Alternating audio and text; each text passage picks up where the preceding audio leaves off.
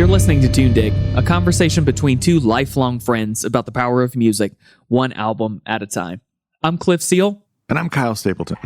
Each episode, we talk about a single album in depth, unpacking it through conversation to understand what makes it worth appreciating and learning a little bit about life along the way. If you're listening for the first time because we're covering an artist or a record you love, we promise you'll learn something new or gain a new perspective by the end of the episode. And if you've stuck with us for multiple episodes, you know by now that you're bound to expand your horizons as we share clear entry points for artists you may never have tried to get into before. Today we're talking about the original soundtrack to Shalimar by Rahul Dev Burman. A soundtrack again. Is this our third one? I'm not sure what the third one is you're thinking of. Fantastic Planet. Oh, yes. Good, Bad, and and Ugly. Yeah. And now this one?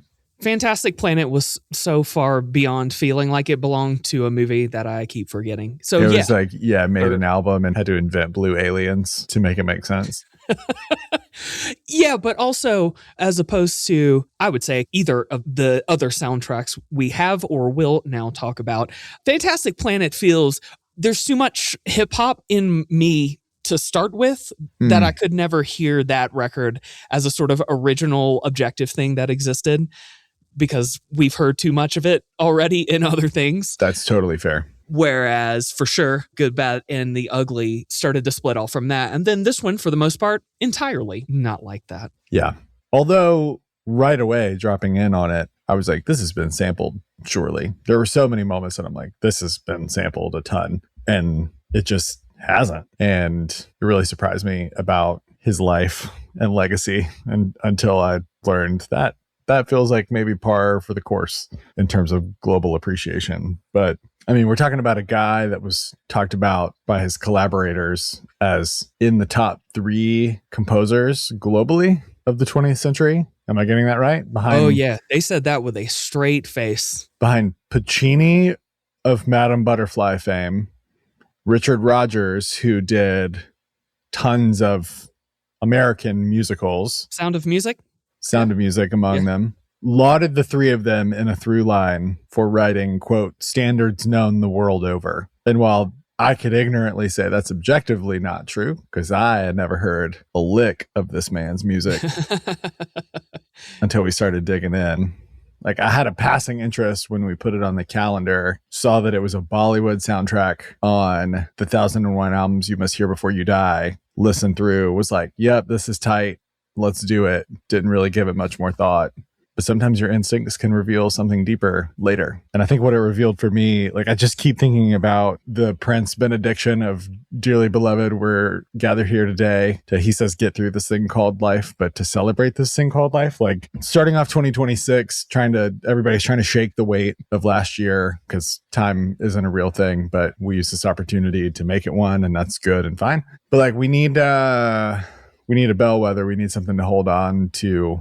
And there's just so much in this dude's life that's like an explosion of flowers and color and beauty. And he just had so much extra to give, and other people received it so bountifully and warmly that I'm on the R.D. Burman train. And I hope we can get others on the R.D. Burman train accordingly. Like, I think we both, if I'm taking our exchange of messages the right way, we're a little bit like, yeah, okay, this will be cool to do. Like, let's talk Bollywood. Let's continue expanding on the, holy shit, there's so much going on in the Indian music and arts ecosystem. We'll never even scratch the surface, but let's keep trying. Scratch the itch that Robbie started. But it wasn't singularly like about the artist. And I think we both slowly had this realization like, okay, well, all right, hold on. I got to take this real seriously now. Slowly and then all at once. Yeah, that's right. This one was ironically a great example of I want to talk more about what you just said, and specifically how this got picked on a calendar, and then how we still have this experience despite knowing that it was already worth listening to and having a passing enough familiarity to say we should listen to this once a year and other people should too. And like, I also think that the laundering in of this particular soundtrack through 1001 Albums is itself a really interesting way to get anyone listening like 50% of the way into this thing very, very quickly. Because I think just explaining how it surprised us and then what changed our minds really quickly is going to give a better lead in than just trying to hit facts about this, because it's full of interesting trivia, for lack of a better word, about the recording and composition process. But that had a lightness to it until I understood more about R.D. Burman specifically and his path and the stories and the way that he impacted people. Yeah. Do you want to start with what surprised you with the music, or do you want to start with his path? Because I think both places are interesting to jump in. A fun third option that'll take me to both. So neither, bitch. I want to talk about the dollar menu at Wendy's. Well, yeah. I mean, they make Wendy's now. They're single pieces of chicken. They're delicious. So the 1001 albums thing, I myself have an interesting sort of relationship to it. And I think this podcast does too, in that we're sort of doing really similar things in terms of just shut up and go listen to music. Shut up, go listen to music until you're tired of it, and then go tell me what I did wrong. Because as soon as you start telling me what I did wrong on my list of things you should listen to, you're doing the thing I wanted you to do. Voila. That's the whole trick. That's our entire rug pull, is to just get you being cooler by listening to cooler fucking music all the time, because it works and it makes you a more interesting person. It's a very neggy way to notice. Well. That's probably kind of weird. Why are you hitting yourself? Why are you hitting her? Like, stop listening to Radiohead all the time. Listen to some other shit instead. So it probably has that tone, because the main thing I noticed that made me want to talk about this was, so there's like a website that then collects all the 1001 albums and reflects them back to you. Now, I don't know who made this website, but they made the cardinal internet mistake, which is that they opened up comments on anything. So all of those albums just have a comment section the way that things on the internet used to before we understood how people really are on the inside and how they talk to each other. Yeah. And just like, oh no, we don't need to see this actually. Yeah. Shut up. Yeah. So then to that end, on this one, on the Shalimar soundtrack on 1001 albums, there are what I feel are fair, but pretty negative comments about, hey dude, you have like 200 British indie pop albums comprising 20% of this entire list, and you got one fucking album from India, and it's a soundtrack to a half shitty movie.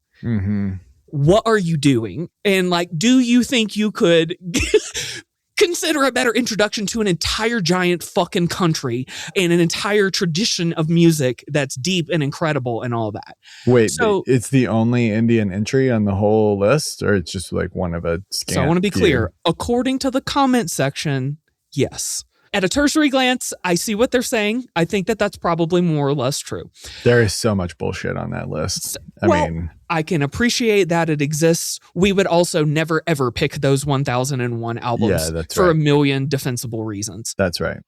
I do appreciate that there is like kind of a Strava culture around the 1001 albums list, that it has generated momentum just by existing, good or bad. I agree with you about the like, well, I told you that you're bow-legged, but now you're running, or whatever type thing. That's like a not nice thing to say, but however we got here, we're here now. Yes. Yeah. And you're listening to something and thinking and talking about it and using it to interact with other human beings.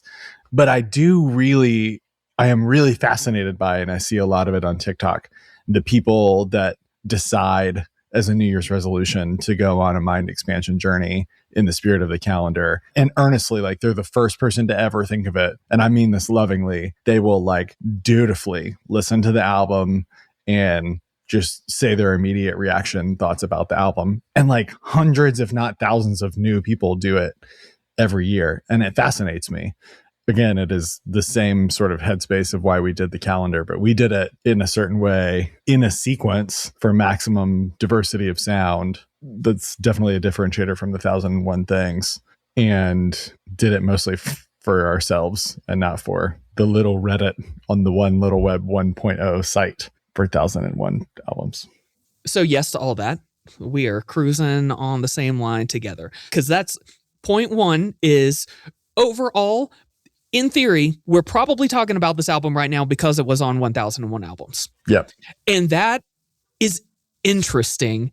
And I like that it happened that way for two reasons. One will pay off for everybody else, and one pays off for me right now. That triggered a real moment in me when I saw those comments, and I went, wait a minute, why do we have this on the calendar? And why are we about to talk about it? I want to make sure that we are doing something different than what people are responding to on this page. This thought of like, hey, dude, if you're going to put your toe into the entire world of Indian music, do something respectful about it. Okay, so it triggered a little defensiveness in me, which quickly closed the loop though. So a couple of things. One, this is not the best introduction to the country of India or its music or its history or any of that. It should not be that. We're not talking about it from that perspective. Or perhaps R.D. Burman himself. Exactly. Yes. If you want a more appropriately, and I mean this with a straight face, like in a more appropriately reverent introduction to any of this, we have a Ravi Shankar episode. Just do that. That from there, we were able to fully acknowledging though that that's like, hi, you want to talk about Western music? Here's one Beatles album. Yes. You know, like it's the biggest, sort of broadest introduction possible. It's not, you know, we're not going to the John. Well, maybe we are kind of going to the John Coltrane. Like he was a lot of things to to Indian music. There's not a direct analog, but fully acknowledging it's a great entry point because it is so broad and also so technically proficient. But yes, I think a lot of people, in Indian people especially, would be like, okay, maybe not necessarily something so stereotypically that, but it's okay because you got to start somewhere. As long as you're acknowledging with like a humility, like I don't know shit about shit except that there's so much to the Indian subcontinent and the tapestry of human experience in general. And man, I just have to start. So like I just got to put one foot in front of the other. Exactly. So I hope anyone listening to this is feeling a little bit of that swirl as we're talking about like this is not a good entry point. Like, oh no, but what is? Like, don't worry about it. We're here now. We're going to do it. This is fun. Let's just keep going. Yep. There is no pure right answer. And the longer we do this, the more we realize like it's all just kind of for your own purpose anyway, trying to come up with that. Yes. Fully agreed with everything. I would just also add though, if you were interested specifically in some of the musicality of what came from Indian music, the Ravi Shankar episode will have more, especially from me, about those details than we will see here, specifically because, and here is where we can make a really great turn. Specifically because R.D. Burman did the thing that we love about artists, where he introduced unexpected, irreverent concepts into his music, both through a mixture of creative energy and through, you know, it seems over the years, he would also be pressured to integrate certain aspects of Western music. So there are different aspects of borrowing and transposing and co-opting and everything, but we are often really talking about it from Western perspectives and from hip hop samples and blues and all that. And we'll get to probably make those analogies, but this is like a unique way of viewing another like full scope of music that we usually don't have a lot of access to. And by that, I mean just the prolific amount of soundtrack and composition music that R.D. Burman did, and how, why the fuck did Cliff talk about all this to start with? Because going through that problem of, wait, why am I listening to this right now? Turned a corner for me into not only, oh, this is why, but like I had a much more open spirit about the music that was here in a way that changed me in a really cheesy way. And I kind of hate having these experiences with albums, and we keep talking about them together, but like, I just can't stop being a little more tender every time I learn something about someone who really cared about their music. And it always changes me a little bit more to then go back and listen to that music again once I know a little bit more about them. And like, I don't know, there's not too much that's better to me. I agree. People talked about how he was, one of the quotes I think was overflowing with all kinds of music. Like it was literally going, I had so many he's just like me for real moments. Like he did a lot more about it. He was constantly making things. He was like consumed by it, but it came out of him. It was contained in him and came out of him in a really joyous way. And I was trying to think of other people who exist right now that I'm really inspired by. I kept thinking of the phrase that's the title of that Charlie XCX song, "Everything is Romantic." Like he found a beauty, and I'm excited for us to get into a couple of dimensions of the music that make me feel this way, but he like found a beauty. And I think Bollywood, from the very little exposure to Bollywood cinema that I have, really focuses on romanticism about a lot of different elements of like actual romance, but the adventure of life and just of a good story. And that sort of like the romanticism, the romanticizing is way over the top. And that's some of what makes Bollywood kitschy, but it's what makes it enduring and beautiful. I also thought about, to your point, why 1978 Shalimar, when he did 331 scores. Does that sound right? Yeah, it does sound right. I thought about, there's a romance to just plowing through your letterbox queue. And it's like, it's Tuesday, I got nothing. Let me pick this C grade thing that I don't even know how it got on this list. And then it winds up being like a thing that you really love and you tell everybody about for 6 months. And I think about how Ray Gunn from Chat Pile, who we just saw together in person at the Decibel Fest, give him big shout outs to that Vinegar Syndrome store in Denver, and then doing a 12-hour movie marathon the next day after a big performance. And then I also thought about, I want to hate the guy. I feel like we've maybe talked about him on the pod before, but Timothy Chalamet, like Marty Supreme stuff is kind of everywhere, has been kind of everywhere the past handful of weeks. And his passion, his ability to speak to film and the language of film, but also to like go on Inside the NBA or make picks on College Game Day and talk stats at a really nerdy level. That shit, whatever that ethos is on how to be alive, that's Tundig. That's why this thing has sustained for such a long time. And you and I have been friends for such a long time, because it's like we're like Lucille Ball and Ethel Merman in the bakery assembly line scene. Like we just have 2 minutes, like the little pastries are just the new things we found that we love, or old things that we rediscover. And we're just fucking shoving them into the corners of our mouths and like feeding each other and whatever. And when life sucks, like that's the only way I know how to hard reset, is to find people that just like have the factory moving at full steam. And he did. So Shalimar is a random entry. It's like it's maybe a little bit of a deformed pastry on the line. Humans explode in it. So that may or may not be your thing. There is a non-zero amount of human explosion. Oh, I watched the movie. Yeah.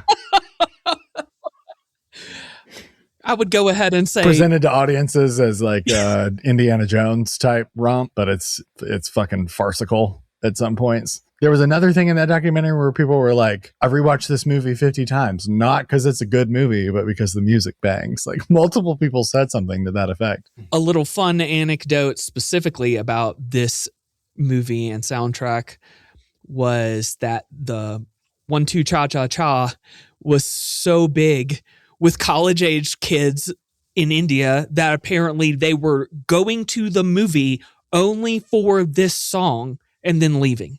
Like a DIY music video experience, I guess, which is sort of like the people that go to throw popcorn at the chicken jockey scene or whatever.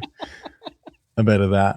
The story sounded a bit like bullshit, but the fact that the story existed at all sounded fun and interesting. Mm-hmm. And then every little bit here, and I know we'll start talking about them in specifics now, but like there are so many little like, oh, that's fun. Oh, interesting. Oh, weird. Oh, okay. Oh, he did. Oh, so that was on purpose. Oh, okay. That's cheesy and weird. Okay, but that's cool underneath it. And just, you kind of can't ever sit with anything here, including the movie, as something we're totally writing off because, you know, the soundtrack itself makes the movie fascinating in ways that I'll go ahead and say I don't think you need to watch this movie necessarily to squeeze most of the juice out of this soundtrack. But especially once you start appreciating it, it makes watching the movie itself interesting to then see how some of it, yes, is just make a movie soundtrack for a Bollywood movie that sounds a bit like Western stuff. Yes, sometimes that happens, but a lot of times the way that any of that stuff happens is clever, deceptively clever in a way that doesn't really belong. And that's what's made me love this dude as a composer now. Totally agree. And although I will also say, I think of the 3 scores that we've done, this is the most listenable, completely out of context of the film. Gorge's Fantastic Planet score, also great, propelled to even more greatness by like the hip hop reuse. But I think this is just an interesting slab of music, even if no one ever told you it was for a film. Yep. With all respect to Ennio and all the tremendously influential spaghetti Western stuff that he did. Yeah, but this one's like, if that sound was happening as a hook 37 times throughout the rest of the album, and not just repeating it, but actually like, no, I have 37 original hooks like that. That's what this one's like. You start listening to this, you're just like Jay-Z jiffing all day. You're just starting to bop at shit you don't think makes any sense. Like, we will either do a track by track or come very close to it here soon, because like there are just like a bunch of places that I just wrote down like, oh shit. Like 41 seconds into this one, oh shit. 2 minutes in, oh shit. Okay, well, let's do that. Let's jump there. I want your list with as many of those footnotes as possible. I did make a footnote specifically with 1, 2, cha, cha, cha. My first thought was, Cliff is going to hate this. Oh no, what I wrote was, oh, we're definitely going to lose Cliff. I've learned to love it. Actually, let's just start there. I don't need to go in order because nothing here really feels like a chronological thing. Yeah, for sure. So let's just start with that one, especially because it's more or less the most known song here to begin with. So yeah, there is a layer for me as a Western listener, a layer of cheese that I was uncomfortable with for multiple listens. And then 2 things helped me out. And one of them was more fun musically. And one of them is just, oh, I like this energy now. And I understood it. So one is just at around 2 minutes, this song does a total like drop out and then builds back out of nowhere. And like objectively, it's sick. Oh God, Mr. Naidu. This is not the Bharatanatyam. This is the cha-cha-cha.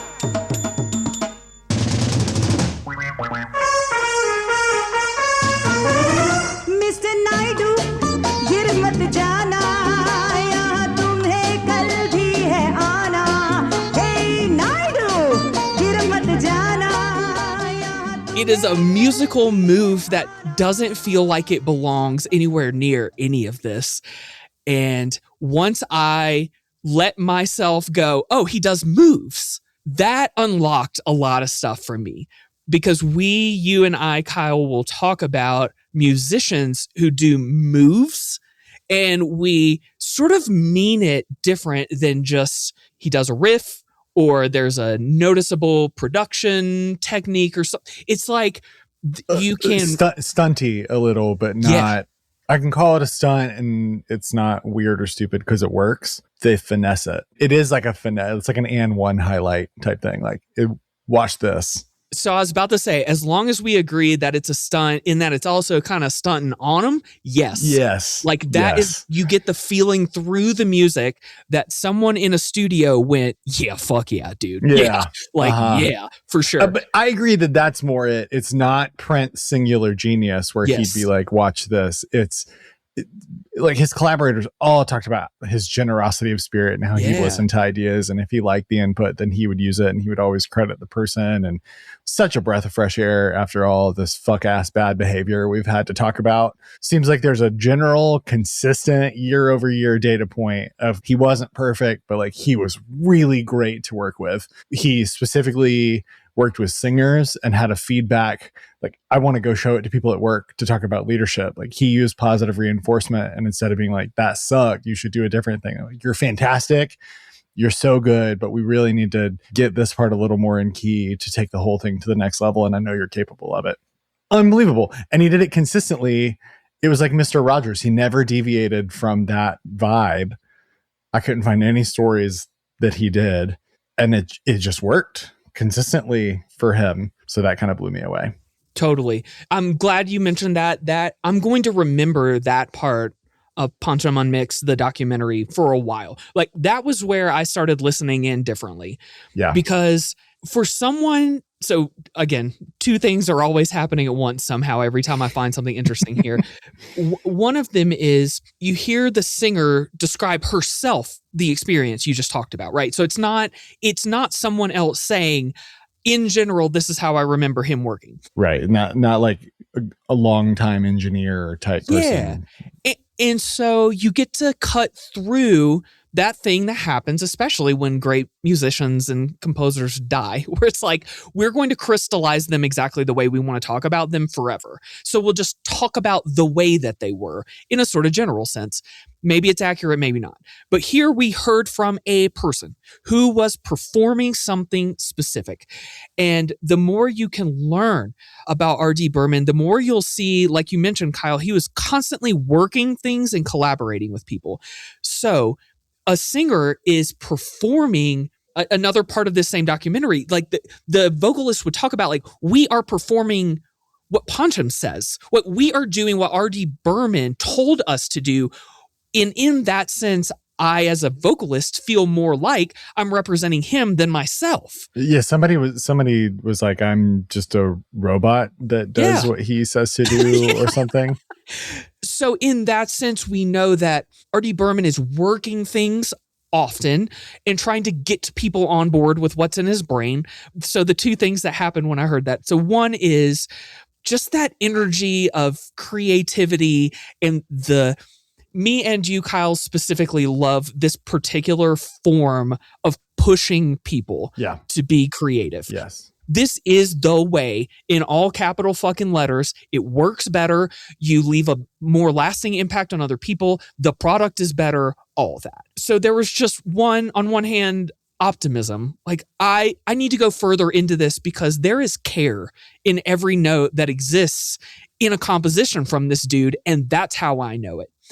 The second thing that happened simultaneously, which I'm sure you'll appreciate and laugh along with, is this is 2025, 2026. I am very used to the sensation of, oh, I see a cool thing from a man. Oh, I better go figure out all the rest of the stuff that I need to know now so I can contextualize how I feel about this. And, you know, we can't know every detail of everyone's life, but like, I was really pleased to discover that when people talked about him at his time of death and beyond, they continued to express a person that they knew who acted this way the entire time. And the worst critiques they had of R.D. Burman and his personality was basically that he crashed out in the 80s and got super fucking sad about a lot of stuff. Mm-hmm. And that's a pill that I can swallow when I'm trying to understand something more about a musician. Whereas, let's make an easy pull, Miles Davis got a lot out of other people, and he was a huge dick about it. Now, does that mean we could have gotten something better out of a nicer Miles Davis? From Cliff's personal argument vantage point, yes, actually. But I understand that doesn't kind of matter, and that's like a different person. But to be able to like lean into R.D. Burman specifically and go like, I can care about this music because I know that he cared about the people who were making it and that he cared about every note in a way that's different from just being a perfectionist, has helped me connect emotionally with what is going on in this soundtrack. Yeah, you kind of can't resist the joy and the optimism in it. And you talked about Miles Davis being abusive. Like, the obvious counterpoint for me, the right now topical counterpoint watching Pancham Unmixed was Diddy, like having just watched the Diddy documentary and being like, well, that's one way to go about thinking of people in the world. And maybe they're not perfectly on opposite ends of the spectrum from each other, but it was a great refresher for me. You know, you watch the Diddy documentary and you're like, man, people are capable of being so fucked up. And then you watch this and you're like, oh, the human spirit is indomitable and together we can do anything. And maybe I will stay alive for another year, you know? Like maybe I will keep doing the group project instead of holding myself up on wooded property. Never kill yourself until you've cleared the entire discography of R.D. Berman. Oh my God.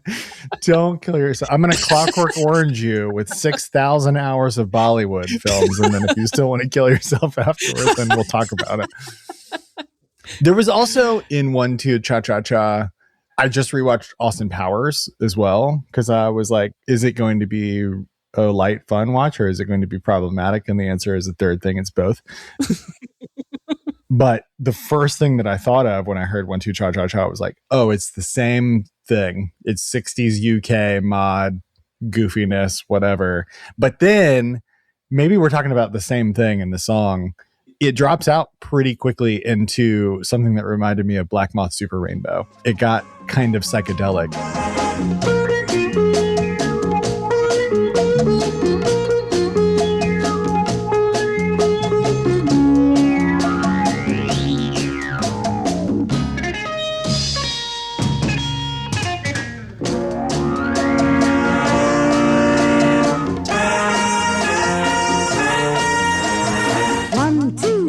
That was another thing that I noticed in the first handful of listens was whatever the modality of the song is and like the mood that they were setting, there's kind of a lot of jamming or almost psyching out in sort of a jazz way, in sort of a textural score way, but it's not really either of those things, you know, and it's not really like the Grateful Dead. It sort of does its own thing. It's like, this is a good groove. Let's just let it breathe a little. They just let stuff breathe, and it's not strictly narrative. You know, like one of my favorite score composers to listen to is Trent Reznor, Atticus Ross, but it's like, that's straight ahead. It's serving an airtight, linear narrative scene and pushes accordingly.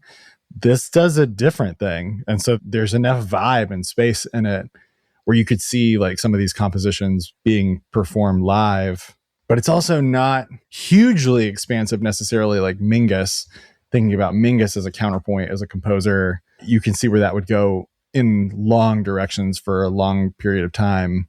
I don't know, man. It is its own thing when you think about it sonically, but also from a composition / maybe jamming perspective as well. I'd be interested for your reflections on the jamminess. Yeah, 100%. I love how much of it exists here to the point that it became really endearing how he borrowed things in a specific way. And I think one of those reasons is that he would frequently mix rhythm. This is even hard to express verbally, but like we have common concepts of rhythms and cadences and beats and whatever that are like cultural to us. I mean, at this point, like 808s and shit for an American are like a whole, like trap beats feel away, right? Yeah, that's right. So in that sense, there's just a lot of familiar rhythmic moves that come out culturally. And for the most part, those are very hard to overlap or interconnect. Usually what we see in hip hop, for instance, is the rhythm of one thing and the melody of another thing, and then maybe layers of other things on top of that, right? We sort of make that sandwich. What R.D. Berman does almost constantly is intermixing rhythmic cadences from different cultures. And so 1-2 Cha-Cha-Cha is, I mean, from an overly academic standpoint, this film is in Hindi and English, so there is Hindustani cadence in what's happening in this song, and then it overlaps with, now we just think of it as cha-cha, but like these are Latin rhythms, and those were not necessarily designed to be mixed together at any point, and certainly not this early on. And so to have that is what creates the moments that me and you are talking about, where like inside of this otherwise fairly cheesy song, there are noticeable transitions between movements of a song that's otherwise pretty much a short pop song. Yep. So again, the more you look, the more you start to see the complexity and the layering that's gone into it a bit. And to that extent, like, this is a really easy call for me to make here, but like you mentioned, the kind of jamming influence that's here. One easy one to call out immediately here on this track is what the Mars Volta does that I love. They often take, especially Latin rhythm and percussion, and then they integrate psychedelics, and then later on, other more kind of electronica based concepts and cadences and all that. But they're often putting a Cuban, a Latin something into a rhythm to complicate it. And then they layer, like now it's just melody or psych or whatever sort of on top of that. And this is the most head screwed on version of what the Mars Volta does. This always keeps its wits. Every song, every moment of rhythm intermixing or shifting or changing, me, us idiots, we can follow it every time. Like it never shocks you in a way that confuses you, which is a fun aspect of this. So much when you see, or so often when you see complexity, especially rhythmic complexity, especially to the degree that you'll see that R.D. Berman was working with when you watch this documentary, like this level of complexity usually scares people off. To your Mingus point, it becomes overwhelming and difficult to track. And like that never happens here. And that's so cool, it's almost annoying. I totally agree with that. There's also a bit in the book about this thing called the Punch'em beat, which you mentioned hip hop interpolation and blues and whatever. I thought of the Bo Diddley beat, and you talking about like the Mars Volta-ifying the rhythm. So you always know it's them. I've never really thought of their music that way in the countless hours we've listened to them and talked to them, but that's totally true. There was a bit in the book about how composers before him had started to popularize or sporadically used and maybe inspired other people in the what was described as fraternity of composers, like things like the foxtrot, the polka, like pulling in things that are Western and weird. And I like the way you put it. It's just like it makes it feel foreign and different on purpose. There was this thing about the Punch'em beat, though, or the Chapki beat that they called it, but people referred to it as the Punch'em beat, playing notes with the palm rather than the fingers. And it was a sound that he fashioned by inserting a thin metal foil between the instrument and the body, the belt that runs laterally across the length of it. In the book, they also said the genesis of the beat was one morning, a household help was rubbing a piece of newspaper against the floor with her foot to remove stains, and the act of rubbing at a particular place resulted in a different kind of sound, which aroused Punch'em's interest. He summoned the help to continue generating the sound, which he recreated in the studio by rubbing a piece of aluminum foil on a coal, a tribal leather instrument used widely in Mingo, which SD, his father, specifically procured for the song. He had this cool thing making me think about like blog artists and weirdos like Black Moth Super Rainbow again, with found sounds and making a beat out of anything. And we talked about that in the Tom Waits episode. Like New York was a character musically. The found sounds came out of that. And there's an interesting foil with his father, who was also like there's a whole rabbit hole there.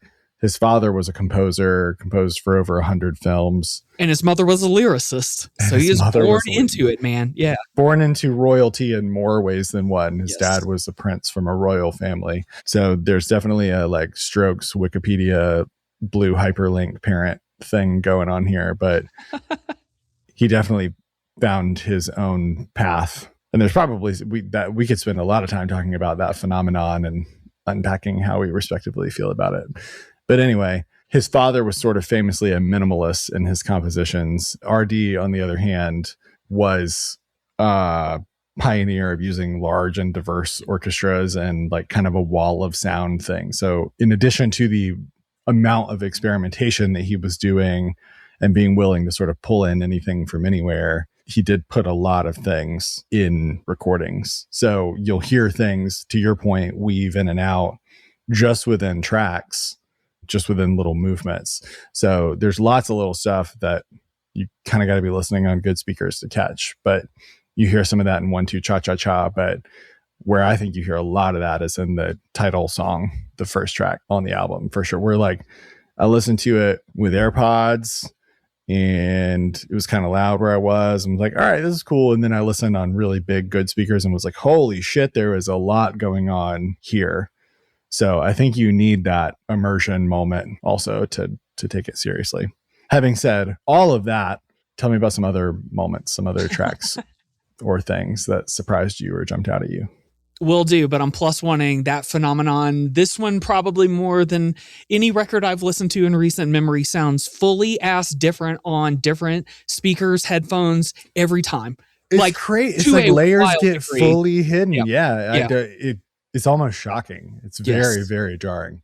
I need an audiologist to point out what's happening there and if I'm the problem. I was just about to make fun of us. Like, loving music is just going in a constant cycle of buying nicer ways to listen to music and then going, I didn't need to do that. Right. But for this one, it's like, I legitimately can hear something different with good open back headphones and a headphone amplifier. Like, I can reach into that room and get a little room sound for myself if I listen to it right. And this is wild.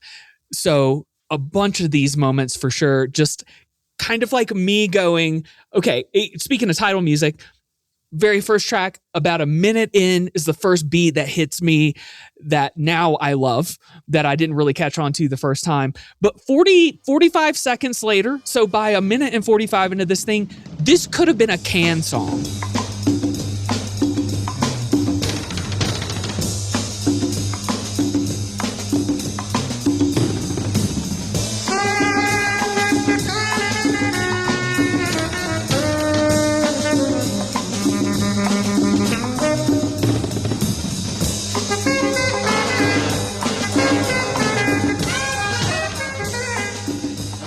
I am fascinated by how obvious some of the transitions are and then how unnoticeable some of them become. And you just find yourself listening to krautrock somehow in a few times throughout this record or throughout the soundtrack in the same way that you just find yourself listening to jazz.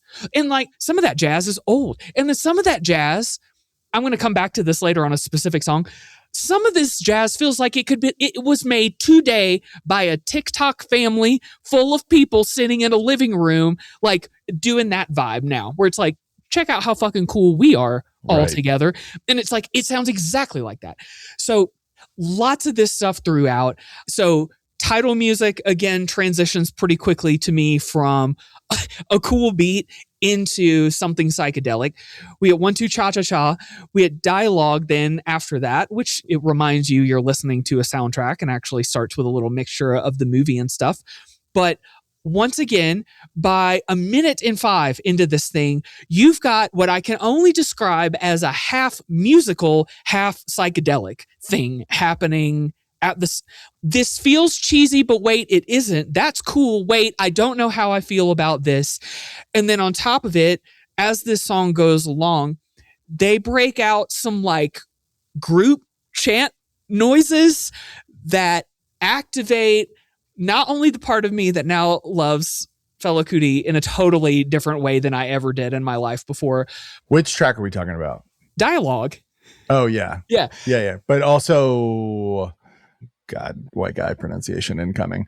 Hum bewafa hargiz nathe, which translates roughly to I wasn't dishonest, but I wasn't able to be honest, which provides some intrigue into the film bit. Yeah. All right. Go ahead. This one, everyone's going to hate me for this, but I'm fucking doing it. On this one, it's the one that's like, I don't know how, as somebody who cares about music, I could listen to this a few times through and not think that was the coolest fucking thing I'd heard in a while. But now I can't unhear it as that. And once again, it's just like, man, it's got me wanting to do like gang vocals at a hardcore show? Why do I want to participate in this Hindi soundtrack from 1978? Like, the amount that this soundtrack managed to break down the walls of like what I insist is cool is unparalleled. This is like a Rosetta Stone to get me to break down all of my social anxieties about who I'm supposed to be. I don't know why.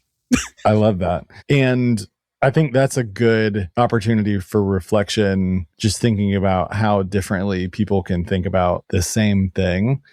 You know, you're talking about wanting to really engage with songs on a soundtrack like they're pop songs or like they're classic oldies melodies, or so they're just something that are like ingrained in you. And when you listen to people talk about R.D. Burman, they're talking about he's given us these songs that get stuck in your head and you can sing anywhere and whatever. And part of that is the singers he's worked with and the great lyricists he's worked with and all that. But then try to think of it with a Western equivalent when you think about soundtracks with memorable songs. And the biggest example I can think of is Whitney Houston's I Will Always Love You for The Bodyguard or something like that. Or like even the Celine Dion song for Titanic. You know, like I immediately go to the 90s when huge song with huge movie, but they were always two very separate artifacts. Even in the interesting case of The Bodyguard, where it was, you know, Whitney Houston, ostensibly her character projecting into this Dolly Parton song. But that's just like a whole different approach to these things are infused into the world of the movie, but not in a musical theater way. You know, they're not in world necessarily in that way, but they help tell the story a little, or they evoke the feelings of the story, and they're catchy as fuck. And you find yourself walking away with like pieces of melody or interesting musical ideas from them.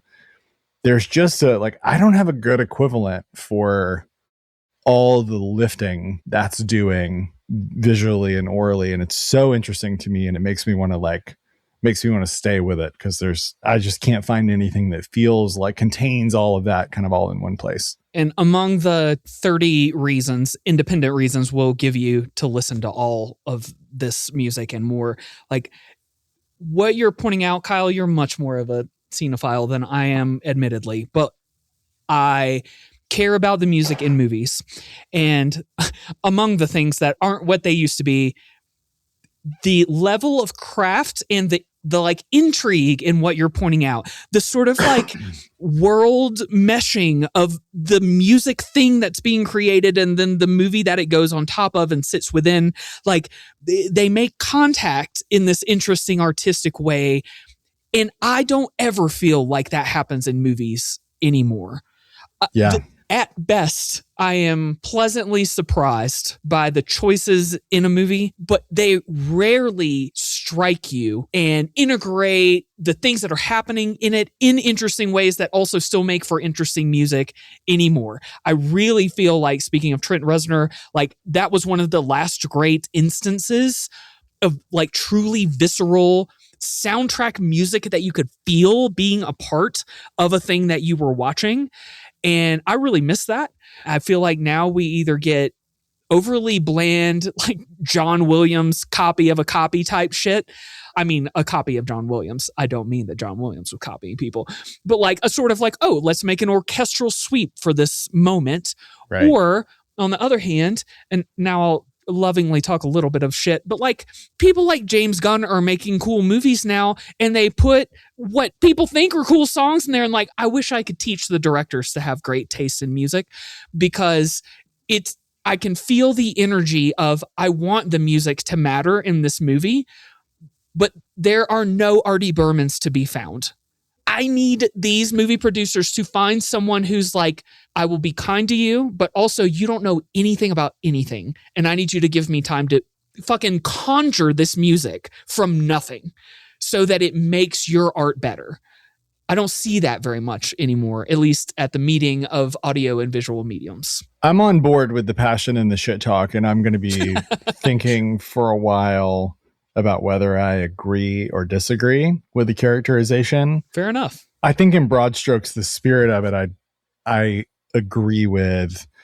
And, you know, that's a whole other long conversation of like the film and TV industry is just fucked. So nothing is as good now Yeah. as it was a little while ago. It's fucked and has no ability to course correct for quite some time.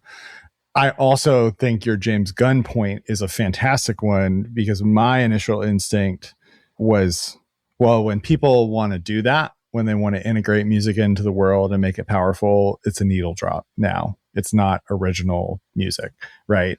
And I'm like, oh, is that lazy? Do I hate that? Is everything trying to be Guardians of the Galaxy now? Made me go to, all while you were talking, by the way, made me go to Robert Pattinson and the Nirvana Something in the Way drop.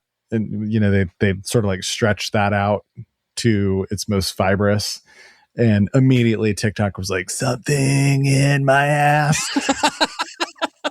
So like a needle drop can be a little too earnest or on the nose, and maybe original would be better. The counterpoint that I would offer, going back to Chalamet, is Marty Supreme and a number of other recent films, maybe all Safdie films, maybe not. Marty Supreme uses Daniel Lopatin, or One Tricks Point Never, as did Good Time with Robert Pattinson.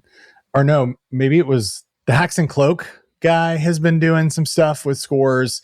Daniel Lopatin has definitely been prolific in score creating lately, but like working actively with the director and shaping it into something. It's more like ambient textural. It's not like R.D. Berman where it could be a standalone pop song thing, but it is an interesting counterpoint. Like, good stuff is getting made. But yeah, I would love for some film bro, gender neutral term, to hit us in the inbox and be like, actually, there is somebody doing this kind of thing. It's probably, my fear is that it's something that we would both hate. Some like twee fucking Zoe Deschanel, person with an acoustic guitar commenting on what's happening, like campfire-y vibe type. It would be my worst nightmare for somebody to be like, something great is happening in film and it's this, and it's just like people being sad with beautiful cinematography and somebody singing something fucking obnoxious, like, a cover of a Phoebe Bridgers thing of Joan Baez, Paperboy acoustic .mp3 by Hannah. You got me going full chat pile guy on this shit, man. Damn it.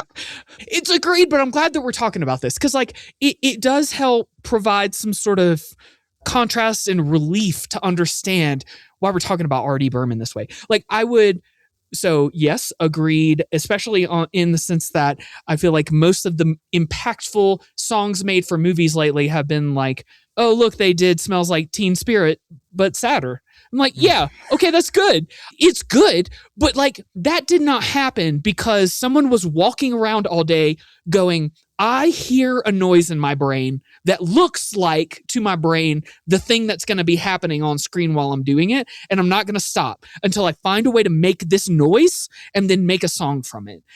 And then, okay, so my own counterpoint, I guess, I do like Hans Zimmer stuff.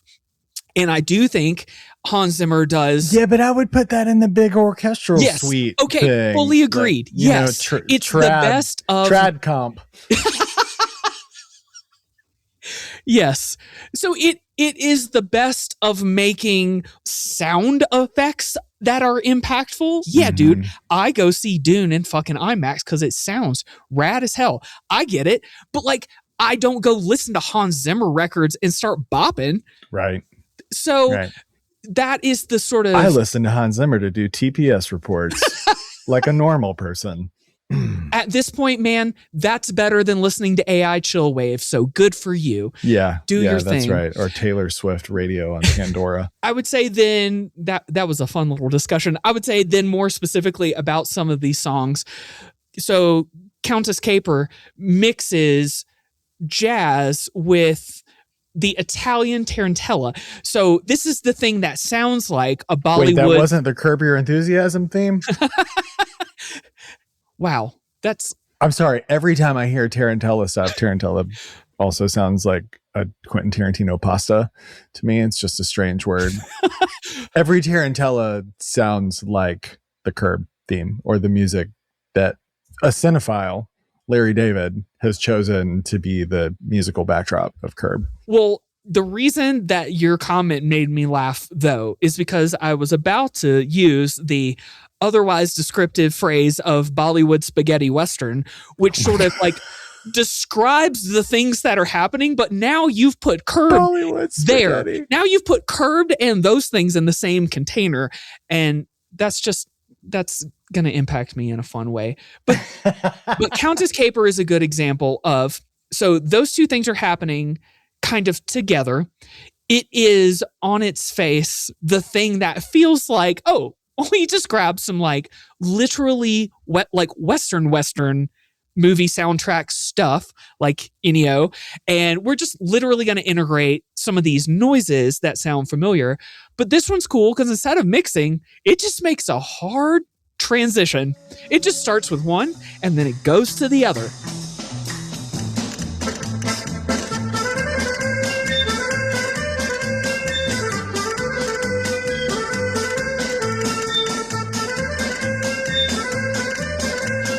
And like that's true. That sort of doesn't happen again on this record. There's a sort of fader that he's got for the most part that's happening throughout most of the rest of these, even when it's happening as like background soundtrack and all that. But this one sort of shifts on purpose.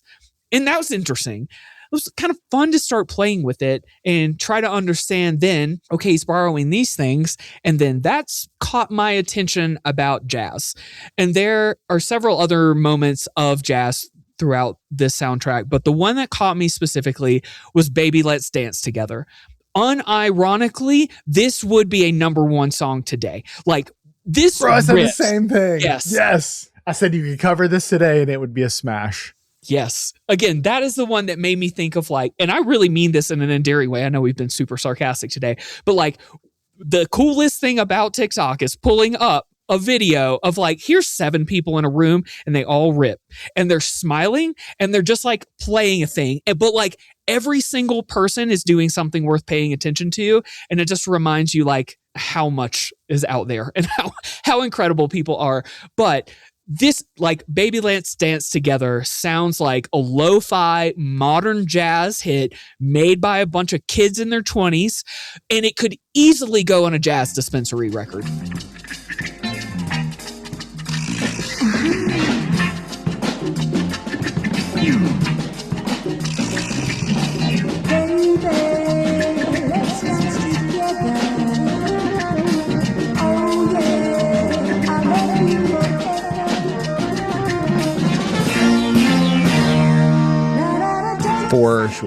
For sure. Might be in the works for one. Who knows? There's the backbeat is almost Staxy to me. It's very like bluesy kind of backbeat. And the bass licks are incredible. The flute is very swaggy. R.D. Berman uses Westernness in such cool ways. On Baby Let's Dance Together and then Nag Devta have very like Western grooves. And both are so swaggy. Like they could be samples for Clips songs or something like that. But I did like that there was like sort of a 70s mod vibe to Baby Let's Dance Together. Like it's not disco-y. It's a laid back backbeat that's very like dude with sunglasses and a cigarette. But then it's got the like almost 60s Motown horns and a little bit of like Ronnie Spector production, but not quite as loud. It's spectacular. If there's, I totally agree that like there's one artifact you pull from the whole record, and it's track 7 or 10, buried in a movie soundtrack. Back half of this record. Was that one of the ones that you were like, holy shit? Yeah. In your notes, yeah, unreal. I know we talk about this a lot, but like those are the sort of like flywheel moments on an album. You get excited about the thing and then you're like, this was hiding from me and I didn't notice it. There's other shit that's hiding from me now. And I'm going to go find it. And like, why is this here? Where did this, just the constant ability to find a way to get interested in something happening musically, just, I can never get over how rewarding it feels to have that skill. And it doesn't go away. To me, it's starting to feel like when I was in music school and you learn to sight read. And I was talking to somebody about this recently, but it's like learning to sight read is pretty wild. The idea is someone's going to hand you a piece of music you've never seen before, composed in one singular standard format across all instruments, and you're just going to go, yeah, okay, and then play it immediately, first time, exactly as written, on beat, all of that. And when you first start doing that, you feel it's like there's no way this is ever going to happen. It feels literally impossible in a way that makes you want to not be there anymore, triggers every imposter syndrome that you possibly have buried, all of it. It feels like it's never going to work and that there's a trick that other people get that you don't, or something, right? And then you push and you push and you push. And eventually it starts clicking and it's still really frustrating. And then one day it doesn't feel frustrating anymore. It feels like a flywheel because then you realize, wait a minute, I know how to do this. And the more that I do it on purpose in this really particular way, I can make myself better faster. And then that pays off in different ways. And then all of a sudden you can't remember what it felt like to not be able to do this thing. And not to give ourselves more importance than we need in this world or anything more importance than it needs, but like this feels like a skill worth having. I keep not regretting having it. And I like this record again reminded me of how this is like a muscle and it's worth having for me because I was sincerely worried about talking about this record when we first came back to it again. And especially after I saw all of those comments on 1001 albums. And I was like, shit, all of a sudden I'm worried. I'm worried. To just do my hobby thing. Exactly. By the way. Yeah. Exactly. And it triggers the thing in you that's like, I don't deserve to be good at this, or I don't know it, or there's a secret or whatever. And it's like, I want to keep reminding people of this. This is such a cool thing. You can take albums and music and soundtracks from other people who you otherwise have nothing in common with, or don't know how to get along with, or don't see what they enjoy about anything. And this skill will give you a way to get in a very cool door to everybody. And being able to do it for movie soundtracks is extra cool because now this is everybody who cares a lot about movies but doesn't think about music. Actually, we're doing the same thing, slightly inverted. I can show you this in 2 sentences, and now we have something to talk about. And that feels nice. And imagine at your next social gathering being the person that's like, hey, has anyone seen 1978's Shalimar? How does everybody feel about Bollywood? And instantly there's probably like 2 people at a party. I'm at a party and reporting live from a party in Denver, Colorado, where I've just asked a bunch of white people how they feel about Bollywood films. I know that you're making a joke. However, I was recently at a place with a bunch of people that you know and love who live here now. And we were all together in a living room.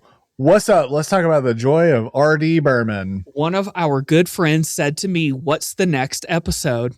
And I said, actually, and I gave a 3-sentence introduction. And buddy, there was a whole group conversation.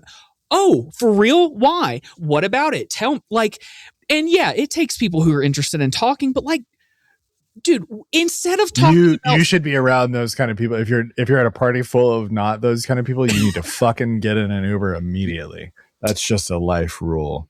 You need yes and people. No, you don't necessarily need to be friends with literal improv performers because that's a whole other thing. But you need people that observe the principle of adding to the conversation, not stopping it. Yes. And it was a cool conversation because that is cool. I had no need to impress people with it. It was the like secret handshake thing that we're always talking about. It was if I tell these people about this, at least one of these people is going to, out of interest, go do this thing now that they wouldn't have otherwise done. And now they're going to listen to R.D. Burman when they might have never otherwise heard this person in their whole life. And maybe it's open a Mubi account to be able to watch Shalimar, the one place it's currently available. Yeah. Yeah. I love that. Man, it's fun when you invent a bit when we're having this podcast. And I'm like, I did that though. We've been having that a lot lately. You've been texting me stuff like, wouldn't it be crazy if this happened? Like that literally happened to me yesterday. Just maybe I just say it like that because that's how weird everything in life is now. Wouldn't it be crazy if this? Yeah, it's happening. Like I'm Rob Schneider and Surf Ninjas. Wouldn't it be crazy if the house blew up? Still can't surf either. Are there any other highlight moments on the tracks for you? I would say no, not that stood out specifically in songs from here. What I'm interested to probably talk about next, as well as some of the recording technique, which was the next thing that really caught my attention. But so for now, not as much about the songs. Any for you?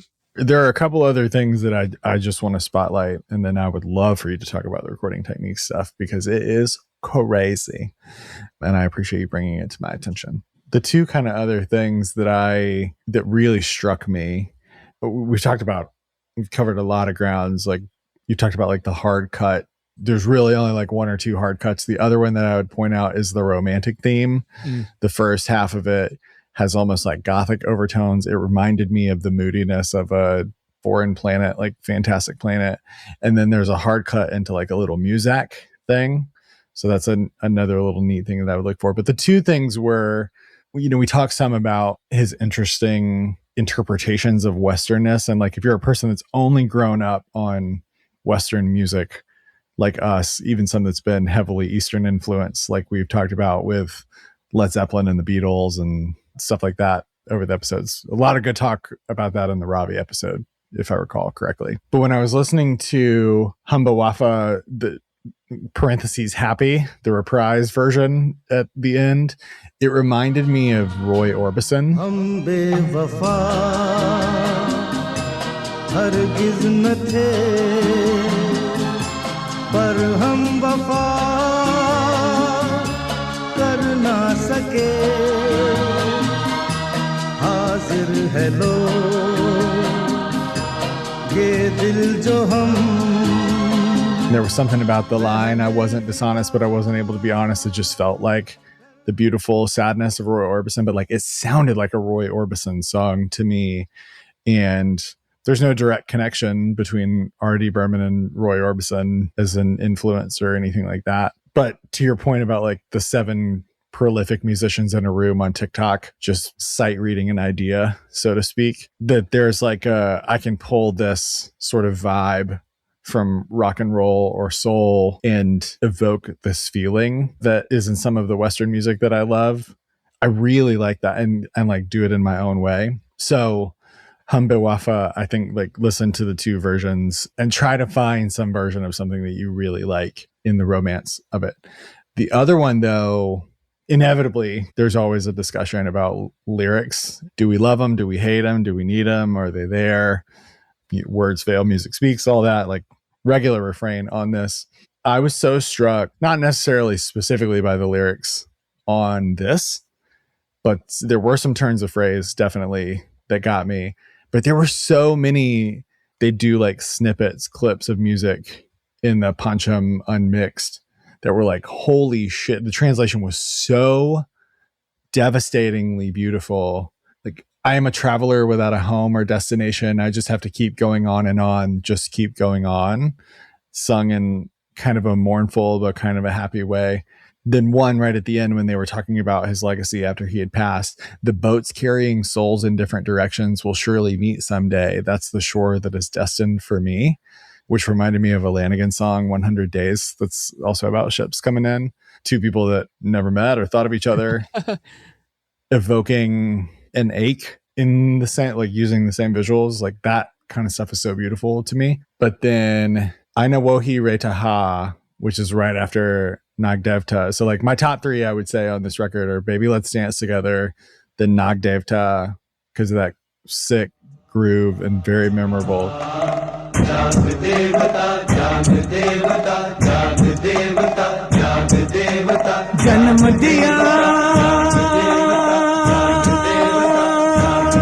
But then Ani Woha Retahai, the vocals in that are very yearning.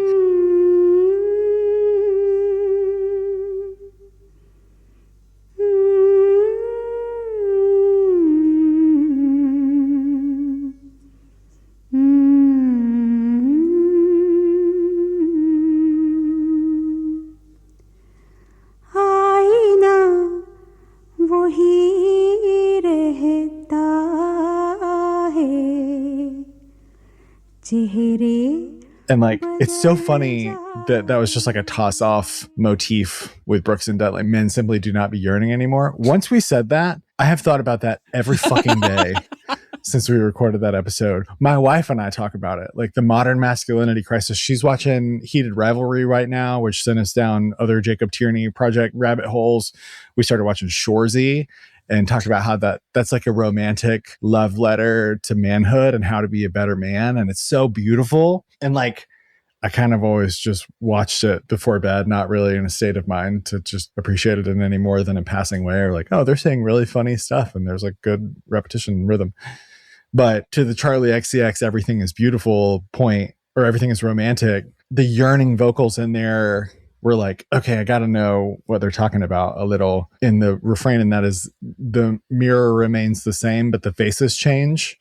And it's talking about people deceiving each other or changing in love or it not working out. But there's an ache in that. And there's so many instances I found in the teeny tiny bit of rough translations, shitty, unreliable translations of his vast body of work. And I won't solely credit him. Like on Shalimar specifically, he worked with Anand Bakshi, who was awarded multiple highest possible honors for best lyricist during his career. He wrote more than 6,000 film songs for more than 300 films. So every bit as prolific as R.D. Burman. He's a poet and lyricist, and like seemed like he had sort of a mystic element to him as well. But it's hard work to get into the lyrics as a person that's only speaking English, and you're missing so much cultural context, time period context, all of that. And then there's also the element of like, is it or is it not that deep? I think as we come to find, the evidence has mounted in favor of, even if somebody would say it's not that deep about their own work, the fact that they strove to put it a certain way and they put it out in the world, like fuck Kurt Cobain's I'm just going to say whatever pastiche of words thing. All of it meant something. Like, you can't say that it didn't mean something, or else you just would have made it instrumental. She loves you. Yeah. Is still up for analysis. The same level of analysis as an acclaimed poet's poem. Maybe not, but it still merits discussion. We can't have a good, robust discussion about lyrics with this because we simply have a tall and wide language barrier here, but it has started an appreciation for me that I now want to go explore more. And it was really kicked off by Aina Wohire Taha. That's the only other thing that I wanted to say as like a sort of an entry angle for me. Man, if none of the other stuff gets you. Agreed. I will add my own curiosity because I agree that his little stanzas he would just drop throughout that documentary were like oh, that's a bar. Yeah. One of his a little bit of a preview here for something I want to mention at the end, but his kind of swan song, so to speak, ended up being, after a very long story in his life, in the 90s, he sort of returned to fame and did 1942, A Love Story. And on that, one of the most well-known songs he ever did as of that soundtrack had just like the lyrical structure is just 3 verses of when I saw this one girl, then I felt. And then he just does like this, like this, like this. Just one example, okay? When I saw this one girl, then I felt like a blooming rose, like a poet's dream, like a brilliant ray of sunshine, like a deer in the forest, like a moonlit night, like a tender word, like a candle burning in the temple. And then he does more of those for 2 more verses after that. And just like, I infamously am really annoyed by cheesy, like overly simplistic lyrics or whatever. And this one just felt like someone has faith in the power of words. They're like, no, I know how to say exactly what I'm going to say. Here's a simple structure. I'm going to write a fucking poem. You're welcome. एक लड़की को देखा तो ऐसा लगा एक लड़की को देखा तो ऐसा लगा जैसे खिलता गुलाब जैसे शायर का ख्वाब जैसे उजली किरण जैसे. This is so good that the translation of it to English is going to hit you over and over. Yeah. And like, respect. Even if I don't care necessarily, or it doesn't influence the music I'm listening to in real time, especially because it might not itself be in English, the knowledge of his capacity to use words. And then, also understanding, again, his mother was a lyricist, and how he worked with other lyricists and then vocalists and all that created a real endearing sense of like, there is a lot of respect about the spoken word here in a way that I don't always feel like comes through, even with composers. And I could not ignore that either. That's a beautiful insight. I will reiterate my counterpoint that I know that I like lyrics in general better than you do, but I specifically like simple language as a person who helps people communicate professionally all the time. The number one challenge is just do it simply. Just say it the most direct way. If you were saying it to yourself, what would you say? And so I'm always going to land on the side of, is it going to be Keats, or is it going to be Iggy Pop's No Fun, My Babe, No Fun? What's going to land with a million people more easily? And in a time of a great, terrifying literacy crisis, I'm in favor of whatever type of words are going to draw people in. And that's always going to be the simplest thing. I'm not saying that's what's happening here. To your point, it's just the translation bit that's failing. But like, I would go back to Everything is Romantic. I hope that somebody who loves R.D. Berman in a faraway part of the world comes across this and like, man, do I need to listen to Charlie XCX now? Was R.D. Berman brat? That's a sentence that is not happening on any other podcast, guaranteed. But the first lines on that song are bad tattoos on leather tanned skin, Jesus Christ on a plastic sign, fall in love again and again. And you're like, fucking right, everything's romantic. That's it. That's the thought. That's the tweet. Incredible connections happening here on Toondig. So let's talk about then. What was happening in the studio? I definitely want to talk about the recording of this soundtrack. We don't have to go into the depth we've gone into about other facets, but it is another pretty killer example of the rewards you get by digging into R.D. Berman and his approach, and especially then specifically what is happening on this soundtrack, and one of the legitimate reasons why this one specifically is very cool as an entry point into R.D. Berman. So this came out in 1978. So one of our favorite overall themes on this podcast is reminding people of phenomenons such as the loudness war, or the invention of multi-track recording and dubbing, and how all those things like literally will change music and how they had tremendous impact. But, if you weren't there in the moment, you may not have noticed the shift. So similarly, right about this time, the Shalimar soundtrack is being recorded in stereo at a time where the transition to stereo is still more or less happening, to the degree that the studio that's being used is not capable of doing a stereo recording. And so what this means is that if what I'm about to say doesn't immediately sort of evoke a literal thing, this is probably worth a Google, or if you need to ask someone else or a chat or something, fucking fine. But like, this is worth getting a little bit Phone of a friend, don't a you? snippet in your brain. Yeah, there you go. ChatGPT. As long as a friend is telling you about this, I really don't care at this point. But so, in order to produce a stereo recording in a studio that's not set up for stereo recording, what is effectively then being done are two recordings are in a normal setting. You would be recording two things, one in a left channel and one in a right channel, and then you'd probably put those together in post-production, because that's what a reasonable person would do. But that's not what fucking R.D. Berman did, because he rips. He said, let's record this, let's make it in stereo live. So he recorded, and I'm sure he got help from other people, right? But like, clearly this was part of the intent, or at least what they all decided to kind of do together. So they are in real time recording two separate channels, so left and right.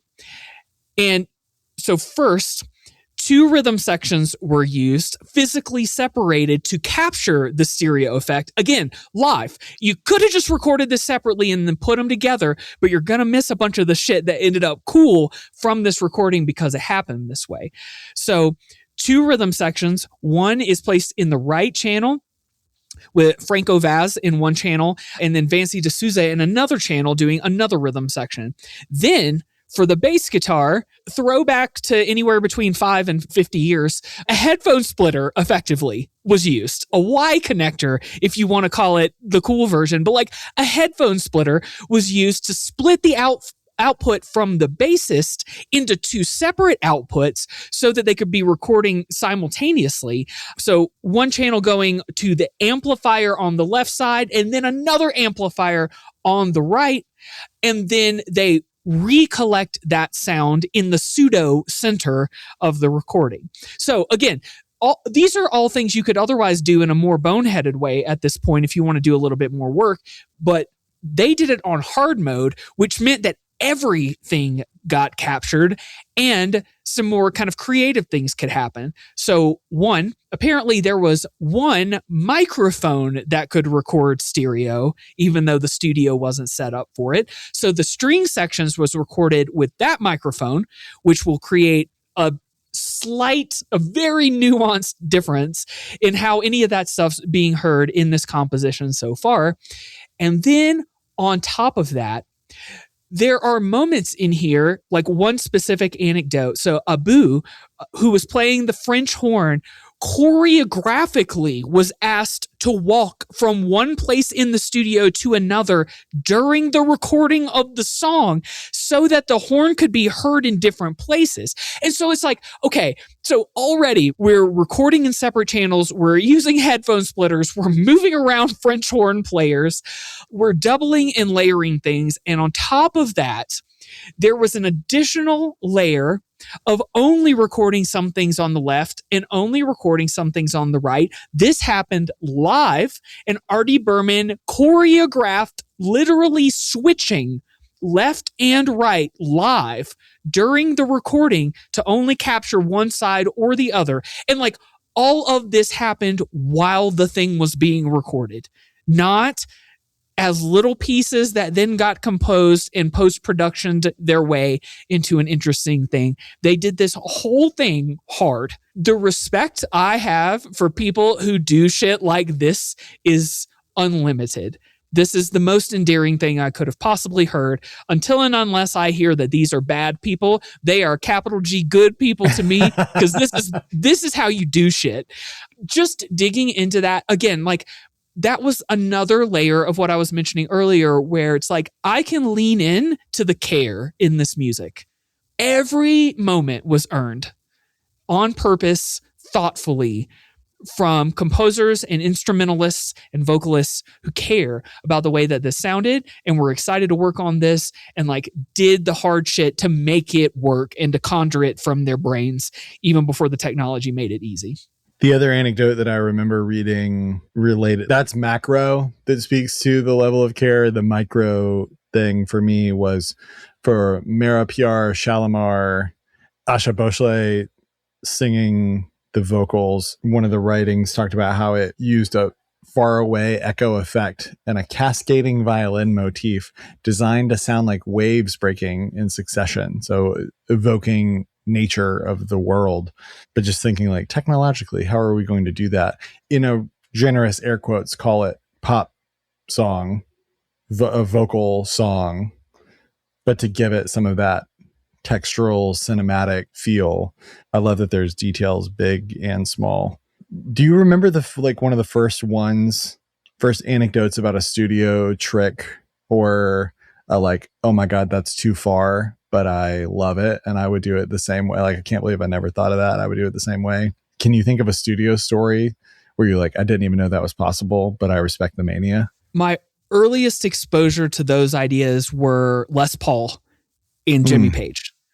So very specifically, the people who wanted to push the edges of what and how was impacted by the presence of electricity in guitar music at all. And so the first Les Paul basically just conjuring the ability to record multiple tracks by forcing technology to work in that way is itself like really cool and impressive, and always was. And then, especially growing up in the age of like, I'd read Guitar World magazine and all that stuff, and they love telling stories about Led Zeppelin and all their weird recording shit. And like learning that Jimmy Page, speaking of complicated human beings who may not be capital G good, fine, but like in terms of commitment to perfection and pushing boundaries in how music was recorded, I mean, he is nearly unparalleled. And reading so many of their stories just about like, once you embrace this perspective of like the limitations in music recording are set by other people and I don't have to agree to them. Mm-hmm. You start doing things like recording drums in a stairwell because post-production reverb doesn't behave the way that you want it to behave. So you need Bonzo to set up at the bottom of a stairwell in a house that you rented with a microphone that's hanging from the ceiling in a really particular place, even though he plays drums literally harder and louder than anyone else on earth. Somehow that's the way to do it. And it's like watching people do what seems like dumb shit. Oh, but yeah, it actually did this one special thing that I needed it to do, and now this whole piece of music sounds different because of it, is deeply inspiring to me. So those were some of my earliest ones. And then I have less knowledge about all of it, especially than you, but like to me, dub and then sampling culture picked up on that from there and just had that same energy of, I see you, technology, and I'll meet you on the other side of what you can do currently. Oh man, I didn't even think about dub or hip hop. Like, probably is a therapy insight that we defaulted to white the 4-person guitar and bass rock music. When the Levee Breaks is a legitimately great example though. And Augustus Pablo is also an incredible example. King Tubby and Augustus Pablo are great examples. I asked because I thought of my default of Queens recording drums and cymbals separately and being like, wait, you can do that? Why do you do that? How do you do that? From every angle. So anytime I learn something like 2 separate rhythm sections doing the same thing, why do you have 2 drummers, Allman Brothers? What's the point there? It's like, because I can hear something and it wouldn't be this thing without it. So we're just going to do it. It's crazy, but we're going to do it. That's why we need art. Entrepreneurs aren't doing shit in terms of innovation now in today's world. This is exactly why we need art, to push the art of the possible. Man, I love it so much. There's something spiritually aligned to some of the same kind of internet phenomenon videos of people being like, did you know that a speaker is a microphone just working in one particular way? And this sort of thing of like, hey, things were built with a purpose, but the purpose of the thing that was built may not have to be that original thing. And like, things are this, but things are also this, and you didn't know that. And all it takes is like, again, the difference between a speaker and a microphone is effectively like electricity. Mm-hmm. Like, you can just flip these little things around and start to change what's actually happening. And yeah, I'm pretty hot on this currently because I started picking back up on like electrical breadboarding and making patches and pedals and stuff because I got interested again. But it like you sure did, guy who when I walked into your house the other day, it was like, here's a homemade theremin. That is not a joke. That is not a joke. Good to see you too. Or in your native language. Kyle, you're going to do that video for me where it's like, all right, my husband's about to talk about this hobby of his and you're going to be fucking nice about it. And you stand in the background and I'm just like, over here, if you put your hand here, it changes the tone, but over here, it changes the volume. We could do 8 versions of that though, is the funny thing. Like, here, how the gears on a mountain bike all work together and keep you from dying when you're going downhill at very high speed. True story. I would love to talk about especially what me and you saw in the documentary and specifically sort of how things led to 1942, A Love Story, And because I would love to also give people a sort of next step in that direction. Do you think that there is something important that we should talk about before we get there? No, I think we've covered a lot of the, like, if we haven't convinced you to just drop the needle yet, we're not going to be able to. So let's talk about that. Cool. So we mentioned Pancham Unmixed, the documentary, and you let me know if this is wrong, but I would say we recommend it pretty strongly. Yeah. I feel like we're regularly in the business. You know, I was sitting on the couch like, here I am watching another music documentary that I wouldn't be doing if it wasn't homework for the podcast. And I wouldn't recommend all of them necessarily, but we made the joke about like just clearing out your letterbox queue. There is a little bit of, if you love music and it's something that you don't know about, is it the best made, most beautiful documentary you've ever seen?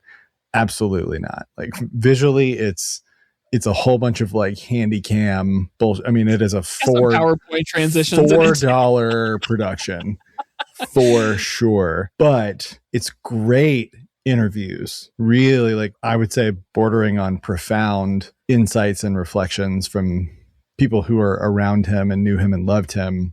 And the thing that you pointed out that was like, oh no, I'm going to stop what I'm doing and go watch this right now, was like, they are saying specific things about specific songs that if this many people who are also this accomplished have this encyclopedic a memory, an emotional reaction to tiny little nuances in his music, like one little turn of phrase, one little lick, I was singing it this way and he told me to sing it this way, like closing my mouth a little more to make it seem like it was going away and coming back rather than being an effect.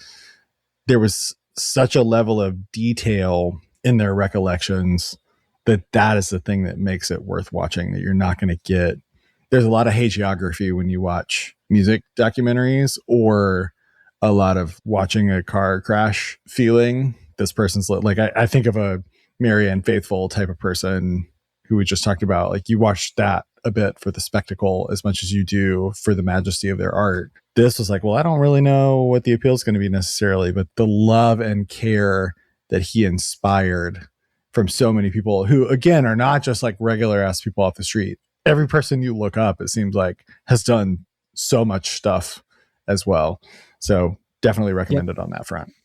Yep. And seriously, no disrespect meant by this, but it's not just interviewing music journalists who studied R.D. Burman. It is people who worked with him to create these people things. Who was in the gym, so to speak.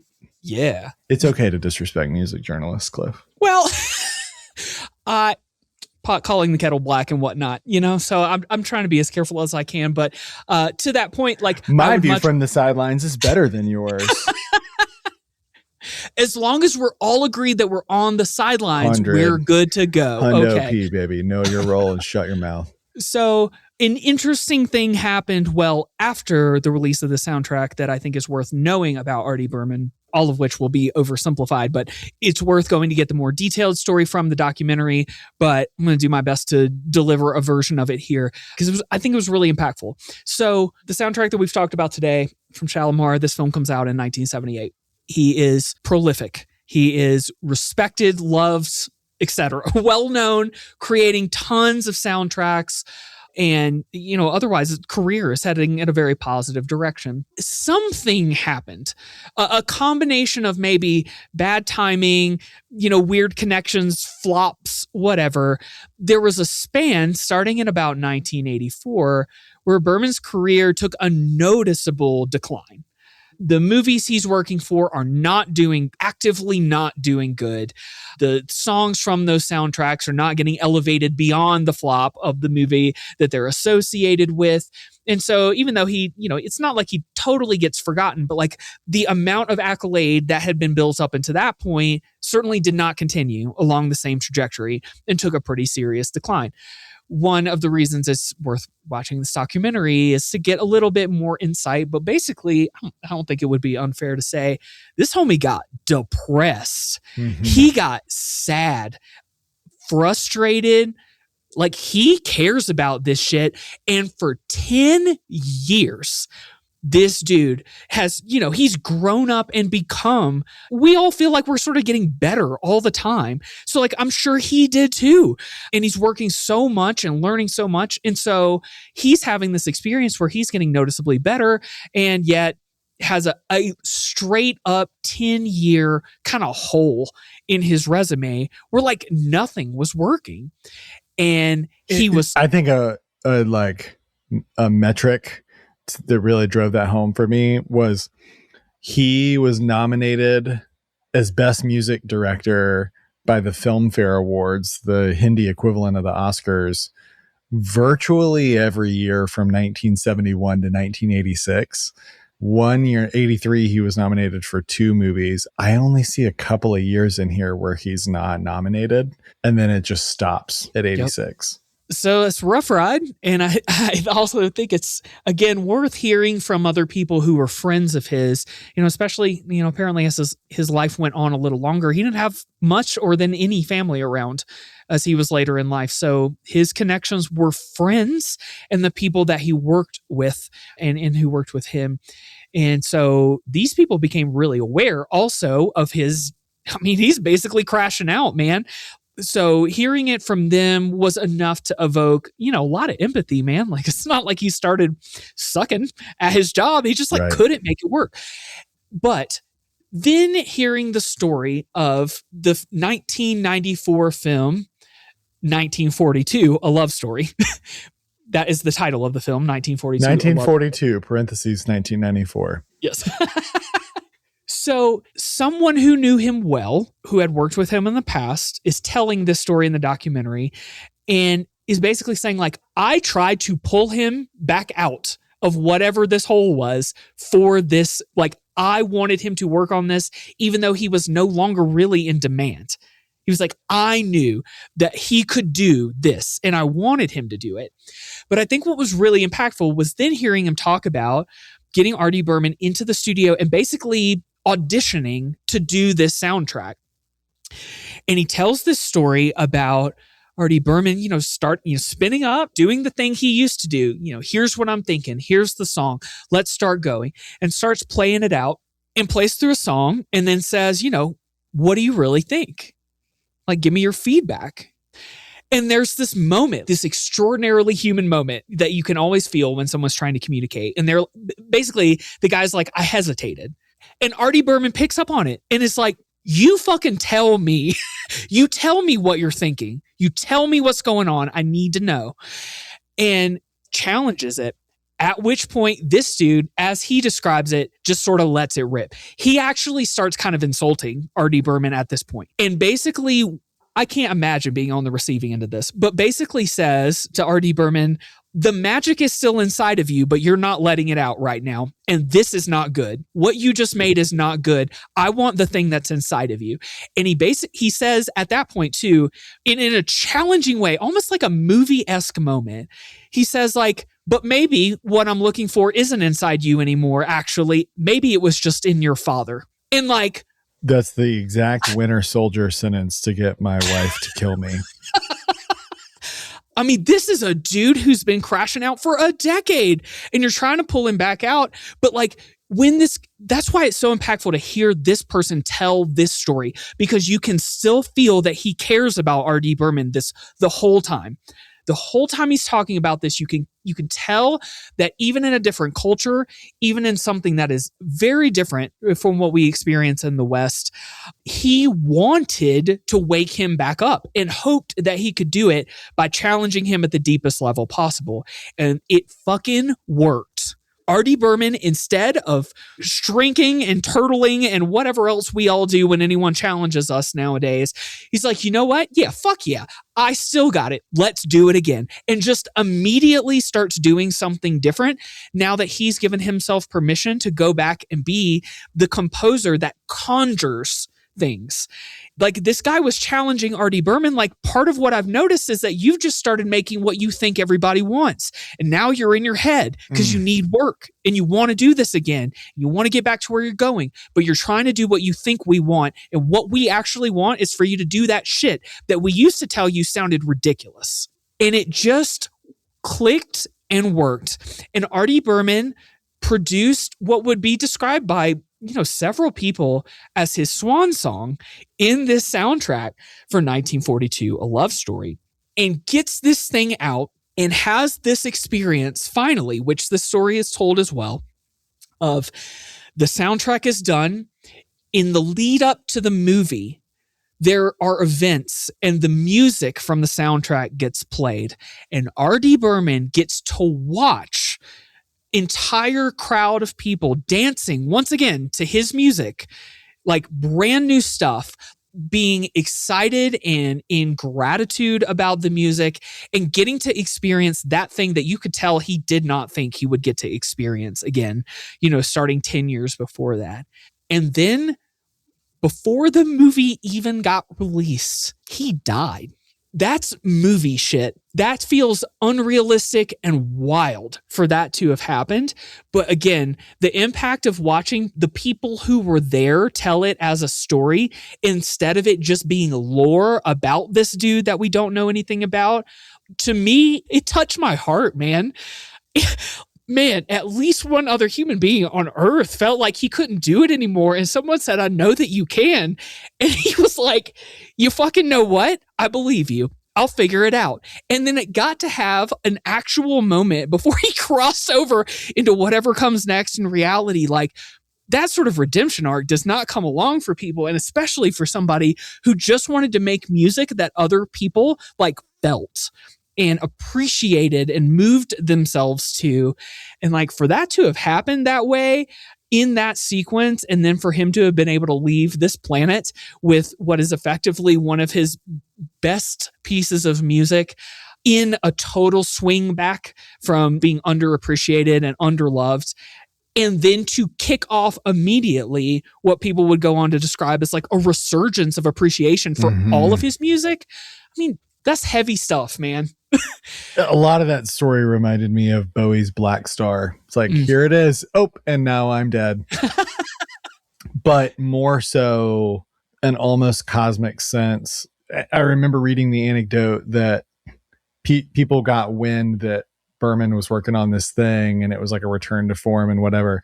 And as the media was scrambling to file stories about it, they called it R.D. Berman's greatest work, just sort of as hype for the film before the music had even been released, like before what you're describing. Mm-hmm. So some of those storylines started emerging and it started building momentum. But then the other thing that really struck me was on his last day of life, 6 hours before he died, he had Vidhu Vinod Chopra, the director of the film, over at his apartment.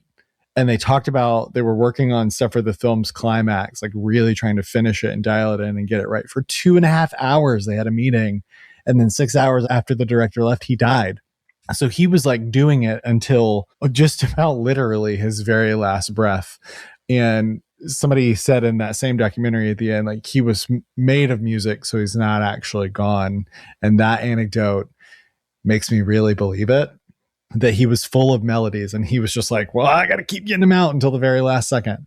I really love that. And I'm glad that you shared that. Also, trying to think about like a Western equivalent, at the 95 Filmfare Awards, it was nominated for 13 awards: Best Film, Best Director, Best Actor, Best Actress. Didn't win any of those, but was nominated.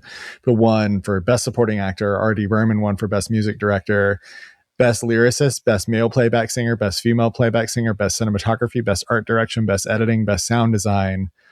So it was clearly like a critical breakthrough. And I think part of what helped take him seriously was them saying, we want to attach you to what is going to be regarded as a classic film. Like, I think everybody just had this sense that, like, if there's going to be a last shot, I don't think anybody thought of it as the last shot, but like, if there's going to be a shot to get you back in the majors, this is going to be the thing to do it. So think about like the 90s Best Picture winners: Schindler's List, Braveheart, Forrest Gump, English Patient, Titanic is maybe another good analog. Just thinking about, even though 1942 wasn't a commercial success when it came out, it has become like an art house cult classic. Also, one of the things that we never acknowledged about Shalimar was, adjusted for inflation, it is still the most expensive, or one of the most expensive films ever made in India. So he's done massive, massive stuff. And then he's done this art house thing that overperformed over time in terms of being beloved. And I think his reputation sort of did the same thing. It really struck me. I had a connecting thought when I saw a clip from Björk's interview with Zane Lowe from this year, where she was like, eventually it works out better if you stay true to yourself. And I'm just so struck. The curve didn't really catch up with him by the time that he died. But if his heart that pumped so hard and so long for the world and for music had just been able to keep up with his brain and his consciousness and his spirit, then we probably would have more years where we'd be able to like appreciate all of that stuff. Are there things you've observed about his legacy or his influence, or, you know, trying to think about like where you go from here? Is any of it directly connected, or are you drawing it back to your own experience? Or where would you send the friend that asked, hey, what's the next episode about? At this point, 1942, and work your way back. I was struck. And never listen to anything again for the rest of your life. Fair enough. I was struck by that soundtrack. You can taste the production difference between the late 70s and early 80s and then a mid 90s record. And it feels so fully realized, and it is a thoroughly enjoyable listen straight up, to the degree that arguably, like, if I had to pick another one to introduce Artie Berman to people, this would be right there, although I've enjoyed using the Shalimar soundtrack for this. I think that that's helpful because Artie Berman reactivated my favorite form of active listening.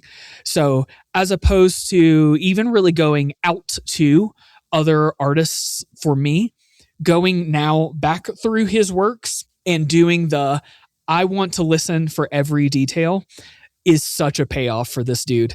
That's a move that we like doing anyway for good records because it's fun and interesting. But he, as opposed to just one album or even a band who regularly puts enough detail in there for you to care about, that was his whole thing. So being able to go, to me, again, back through does two things. One is I can hardly have a single listen of any song from him that he's involved in at all without catching something that surprises me. Just in the background, a detail, a rhythmic move I didn't expect. It is shockingly complex music at every turn for what is otherwise a simplistic pop song on the cover. And that's wild.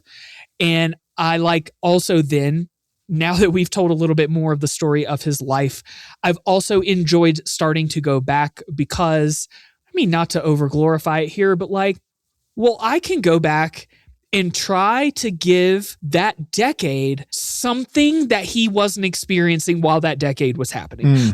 I can go back and try to love and appreciate all that stuff that was going on when at the same time what was apparently happening for him and his brain and heart was, I'm not doing good enough. I bet that just like he was talked back out of his shell at the very end, I bet there are, even if he did become somewhat predictable in borrowing Western influences or something, he was still the same person who wanted to conjure sounds from nothing and then build things on top of them. And that makes, by default, 80% of his music interesting 100% of the time. And that's cool. That is not a thing that you can say about a lot of other artists or composers. Man, that's so rad. What do you think? So I'm understanding you correctly that I think this is a couple of episodes in the last handful where you've been like, no, stick with this artist, stay on the rabbit hole. For dramatically different reasons, but yeah. I love that. We have so many episodes of the opposite of that. Yes. I do think it warrants it. I think I texted you at one point that like volume of output alone warrants study. You get to 300 records, thousands of songs, 1,450 or something. And there's the whole thing you alluded to, mostly Western ears being like, oh, interpolation or plagiarism or whatever. A small example being the like, that's the way I like it thing. That's the way, I like it, For the coke, I get beaten. But just like being able to produce that many of anything, think about like 3 meals a day, how many days you have to get to before you have 1,450 meals. Like that's a lot. It's so many. Ask yourself, have I done anything other than like brush my teeth and go to sleep or whatever, like 1,450 times? It just feels staggering. Like when they do the visualization of showing you $1 million versus $1 billion, one song versus 10 songs versus 100 songs versus 1,000 songs, like 1,400 songs, so many fucking songs. God, it's crazy. The main thing, I think a lot of the artists that we've name checked, like everything from Chat Pile to David Bowie to Charlie XC, like anybody who's like trying to be interesting and just like get the champagne overflow of ideas and sense of beauty out into the world, you just like try to attune yourself to people that share that same spirit. I think as this podcast goes on for me, this devotional practice, I do think that's one of the main things that I'm looking for. I'm just like sharpening my tuning fork, always looking for other people like R.D. Berman, that their life is their art. That for a lot of people that we've talked about, their art is their life, but I'm looking for people that their life is their art. And it doesn't always manifest itself in their art or whatever, but sequencing Marianne Faithfull into this, that's what's giving me what I need right now. Is their life was messy, but every bit of it they made into art. And there's beauty and there's story to be extracted from it. However, I would be remiss if I didn't mention Asha Bhosle, his romantic partner for a long time. She's in the documentary, but she is the most, however you want to say this phrase, she's like the most recorded artist of all time. She's recorded and put out the most songs, like more than any of the Beatles, more than Johnny Cash, more than Willie Nelson. You could talk about super prolific people, a lot of whom exist in country and Western music, like Willie Nelson, but just the sheer volume. Let's see. The figure was contested and the record removed. The Guinness Book of World Records record. I'll just read this whole paragraph. In 1974, the Guinness Book of Records had her older sister down as recording the most songs in history, a staggering 25,000. The figure was contested and the record removed until 2011, when it was credited to Bhosle for recording up to 11,000 solo, duet, and chorus back songs in over 20 Indian languages since 1947. It's no wonder that the artist Corner Shop paid tribute to Bhosle with their appropriately titled Brimful of Asha, the Norman Cook remix of which went to number 1 in 1997. 11,000 in 20 languages. I don't even know what to say about that. That is a song a day for over 30 years. Oh, and by the way, there is the small bit about she has a wonderful voice and is a great artist. The only like comparison other than trying to get through Willie Nelson's discography that I can possibly think of is the time that a writer for one of the blogs in the early 2010s downloaded the zip file of Lil B's entire discography and tried to listen to it nonstop, and eventually broke around the like 36-hour mark or so. Think about how long it would take to get through 11,000 3-minute songs. Staggering. So she's worth checking out because she's a titan, and the fact that they were connected professionally and romantically is really interesting. And she has such beautiful and respectful reflections of him as like a best friend and inspiring collaborator, and that's really cool to see. And then it's silly, thinking about people that are like constantly expanding their world but putting out at the same pace as R.D. Like where's that R.D. Berman energy now? And I would love other examples, but I thought of King Giz, and like there are lots of people putting out, maybe not lots, but there's a decent amount of mostly independent artists that are trying to just keep putting out stuff at a regular pace. Just think about the stamina and the passion that it takes to put stuff out at that pace for that amount of time. And I think about King Giz in the way that they're like doing the all synth thing and then doing an orchestra thing. And then you truly do not know what it's going to be. And it's not to knock on the Beatles again, like, oh, there's a string section in this one. And so this is a serious record now. It's not like, I got a new hat on. What do you think of me as a new artist? Just trying to be fundamentally different in their explorations and their curiosity and things like that. So King Giz came to mind, although it feels like there's something about their silliness that maybe feels out of place here. But I don't know, a lot of the Bollywood shit that we've been watching over the past few weeks is pretty silly and joyful. They definitely share a joy. So I think that's maybe the kind of thing I honed in on. Like, we can't help but do this because it's so joyful for us. Agreed. And there's nothing wrong with silly necessarily, but a less silly example that I just thought of with you talking about it this way is the band Mono, who records seemingly all the time, releases a ton of new music, and they came to mind for me because every year on Christmas they release a Christmas EP on Bandcamp, and like they did it again this year. Like before that, it came to mind because you mentioned like not just, on this album we play with an orchestra, so this is our orchestra album. Like they as a band write music and then reuse that music in contexts over and over and over again. And they are effectively an instrumental kind of orchestral band to begin with. But they again came to mind to me as someone who they have a particular form of reverence for what they are doing. They do a very specific thing in their music, and they're really dedicated to doing that particular thing in 1,000 different forms for as long as they want to do it. Yeah, Mono is a really cool example. The last thing that I wanted to touch on was the remix culture around R.D. Burman's work now. And the way that they talked about it in Pancham Unmixed was like, look at this AI slop shit. But that, the dad and him would like that there's recontextualization of his music in the modern parlance and sound and whatever. But the two things that it reminded me of, so the phenomenon is like they're remixing old songs of his, or covering almost in a way, versioning into like modern club music. Would that be fair to say? Like nightlife-y type shit, like very different vibe, to say the least. Is that fair? Yeah, I'd say so. I don't have a better way of describing it, so yeah. Yeah, it just like, sure, you can see where the music they play at a place where you give them your phone number one time and then they text you drink specials every day for the next 6 weeks. Oh my God, yes.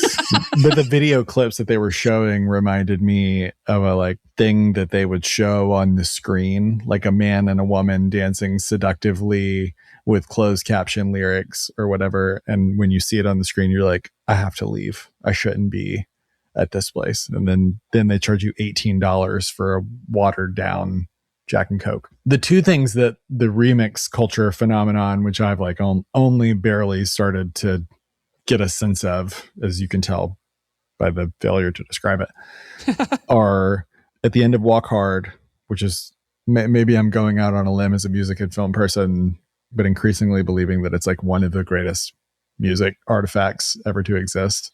It sort of killed the music biopic because it's already hit everything. You see the Walk Hard meme potential before you even go to tell the story earnestly. Couldn't watch the Freddie Mercury one. Couldn't watch the Chalamet Bob Dylan one because it's just I see it all. I know all the beats. But in Walk Hard, the way they were talking about the remixing of his music reminded me of when they showed elderly Dewey Cox the rap song that samples Walk Hard, and it's like You Make Me Hard. It's like a total recontextualization of just using the word hard, where it's like, all right, that's not what I would have liked you to do with it, but right. You're out there doing it, so that's cool. If one person goes out and picks me up out of the dollar bin because of this, then great. If you offer scuba, I am happy. But it also reminded me of the thing that really delights me and feels constantly surreal to me is legacy bands getting TikTokified. And then the number one stunner for me continues to be Deftones, that the wheels just about fell off, even though they had this whole second wave of killer records after Chi died But now they're playing sold out arena shows and they're like a band repossessed. But there's tons of bands like that. Kate Bush having a big resurgence in the early TikTok days, or How Soon Is Now, like the Smiths being a thing. And you just never know. Algorithmically, you could never pick what artists and what moments are going to be the next thing. And just that idea of like, once you put something out into the world, it doesn't belong to you anymore. But it's interesting to see how far the message in a bottle can reach and in what language they're going to interpret it. But I'm just so struck by the strangeness and kind of silliness of how they were characterizing the remix culture, but that his music is living on in multiple ways. Go to tunedig.com for your chance to win a free vinyl copy of the album we just covered. And follow us on Instagram and Twitter for even more info about the album, including playlists, links to interesting articles and videos, and even some stories that didn't make the episode. Most importantly, though, please support your favorite local record store or concert venue, or buy merch from a band you love. Thanks for listening. Shalimar,